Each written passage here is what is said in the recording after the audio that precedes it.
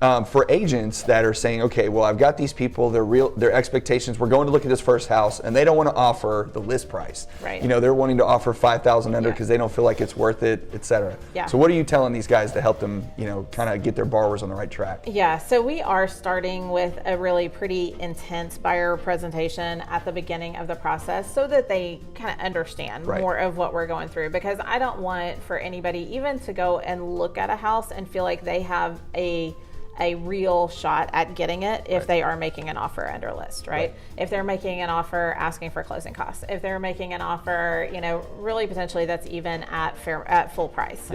So that's where in that buyer consult, we're really going over, hey, here's where the market is. Let me show you some of these neighborhoods trading at an average, y'all, of 103% of list price to 100, and that we're seeing them capped out at more like 115% of list price, and helping them to understand there is a true need for cash above the appraised amount, because the appraisal is generally close to that list price.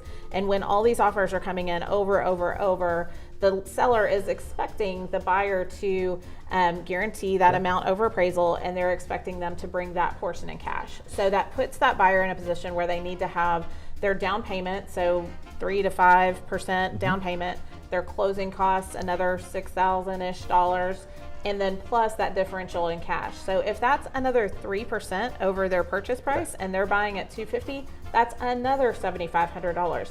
And so it does really impact that attainability from a cash upfront perspective, because they've got to have that in addition to being able to qualify and all those good things that y'all are doing. But we really need them to be in a strong cash position to do that right now. And so we are having a lot of really, you know, kind of tearful conversations about like, hey, you've got to come up with that cash. And so really before we go and start looking at houses, because I don't want you to just lose, maybe it's time to pick up DoorDash for a while and like really hoard some cash.